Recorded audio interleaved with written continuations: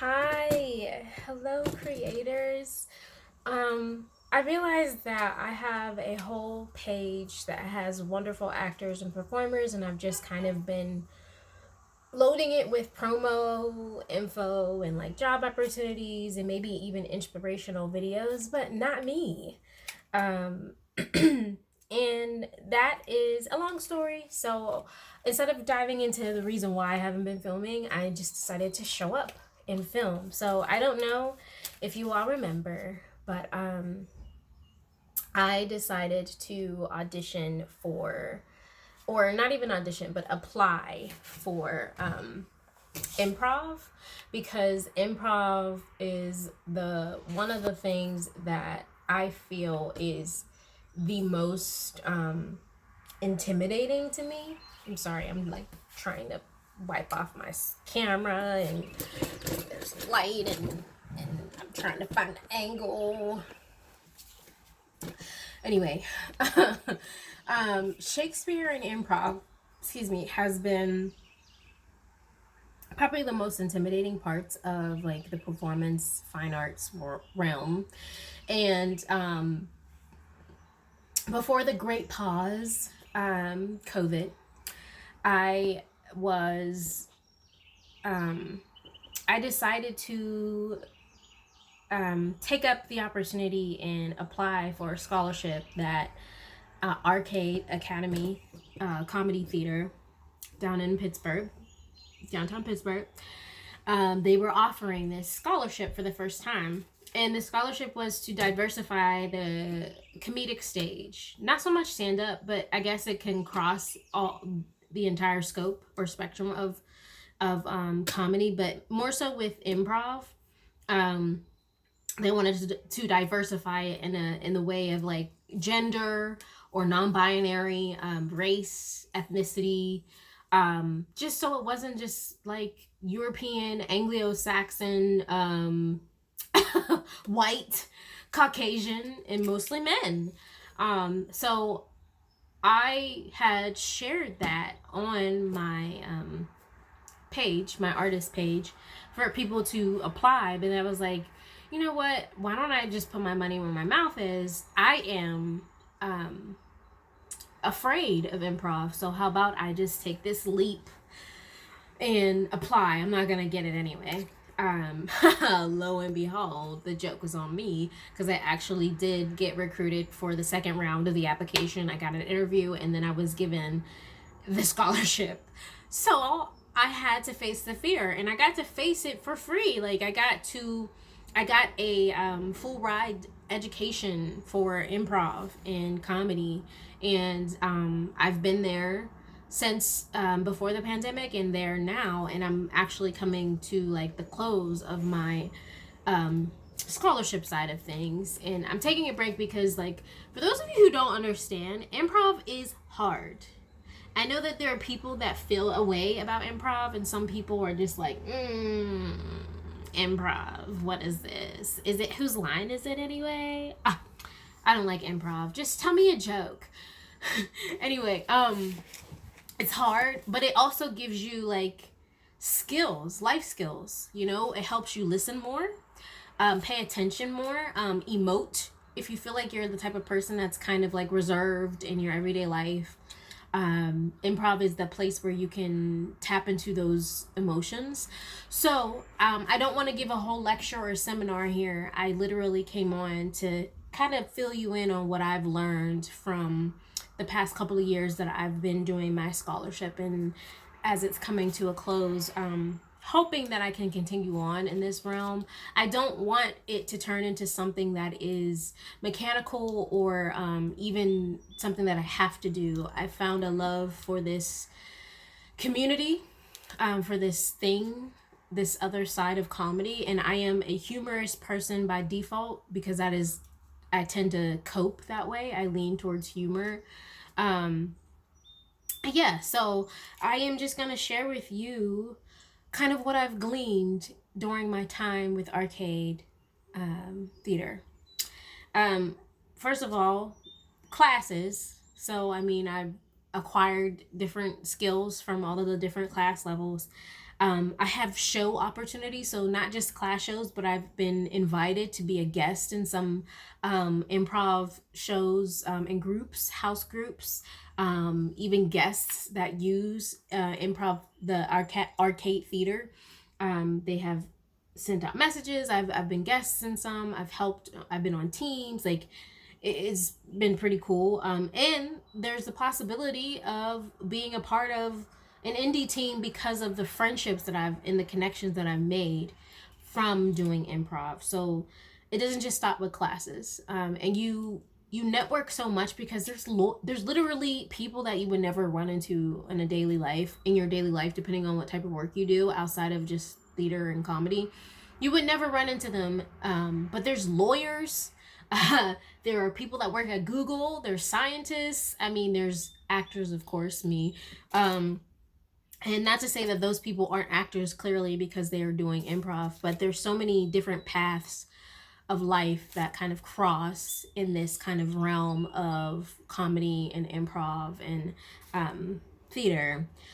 So I've gained all of that from pursuing this kind of pivot into performance and comedy. I've also learned some specific points to remember when approaching the stage as an improviser. So, yes, and. Yes, yes, yes. Do not reject what is given to you. That is a very, very big kind of key. Yes, and your partner, your scene partner, what's going on, unless, of course, you feel like you're in danger. But if you reject something, it closes the door instead of opening the door. It creates a wall instead of creating a bridge to kind of engage into something that can turn into a beautiful scene, even if it's not funny, or something that is hilarious that's talked about for ages and possibly captured and recorded. So yes, and that's what they teach you in 101 foundations. If you never take another improv class, that's a golden key. Be you when you step out on the stage. Not necessarily play yourself, but continue on with what your original thought was when you were coming into the scene. So like, even though you are yes anding and not rejecting the idea that was presented, you can still be who you were going to be in that scene, because it creates such a nice dynamic and layer to what's to come, instead of just kind of chucking your idea like, oh, that wasn't a good idea, so let's go with this. Or it pivots, like you have an audience that's on board and they're rooting for you on the journey, and then they kind of hold on to things when they see that you've started something and then you've quickly let it go because you are trying to be a good stage partner or improvisational partner with the person on stage.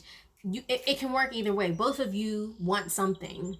It might not be the same thing, but that's what creates the scene, right? The next thing that I've learned is to emote. I have a dramatic flair. I was born with it. I was told that the easiest way, if you have no idea what to do when you come out courageous, but just emote. Cheat code, act, just play an emotion. The words will come, maybe they won't, but the emotion will be there, and that's something, right? That is a gift. So just play emotion. If you're lost and you don't know what to do, play an emotion. Emote. That's a cheat code. And then the things that kind of give scenes nuance, so it's just not like willy-nilly kind of grasping at thin air, is establishing a relationship. And usually those are the suggestions we get from like the audience. But establishing a relationship further means giving yourself a name, and the person that you're doing a scene with or the people on the stage with you a name. So if you do come back to that scene or replay something, you can pull this back and the audience will be able to follow you. So establishing a name, establishing a relationship, and then the other details will come, like reoccurring themes, patterns, all that good stuff. And then most importantly, have fun.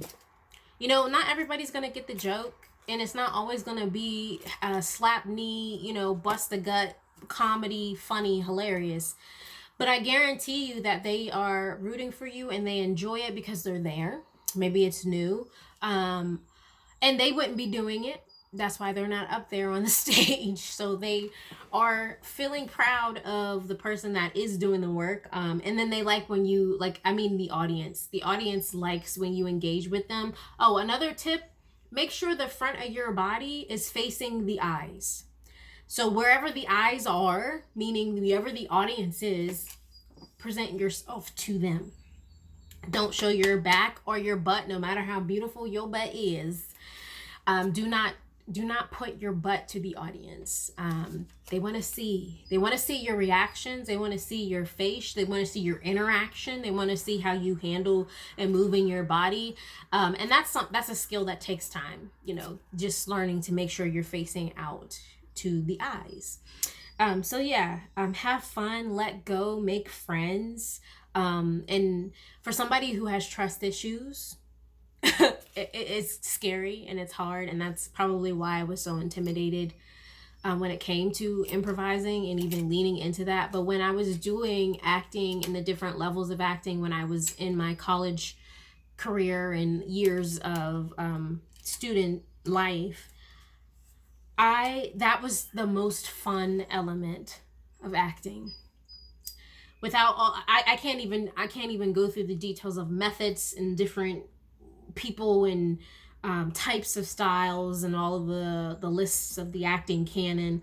I don't retain information that way. Improvisation is kinesthetic. It is full body. There is some lecture, of course, to it to get the structure, just like I'm doing now. But you have to immerse yourself in it, and it can be therapeutic. So yeah, I would say give it a try, enjoy it, or be an improvisational enthusiast, an improv champion. Yeah, so that is what I wanted to do today, is just kind of wrap up like what I've gleaned from my time through my scholarship through the Arcade Comedy Club, and present that information to you all. Just so you can kind of have like a snapshot of what improv is. And in order to really know, sign up for a class, apply for the scholarship, come and see a show, talk to your local people that are in comedy, yeah, because it's different for everyone. These are the things that I've pulled that stuck with me. And as I'm taking a break now, because like I said, improv is hard, those are the things that I want to retain. So when I get back to it, I'm not kind of like a blank slate, like, oh, how do I do this again? Which is also fine because it's fun. And once you're done with the show, let it go. Don't beat yourself up about what you could have done, should have done.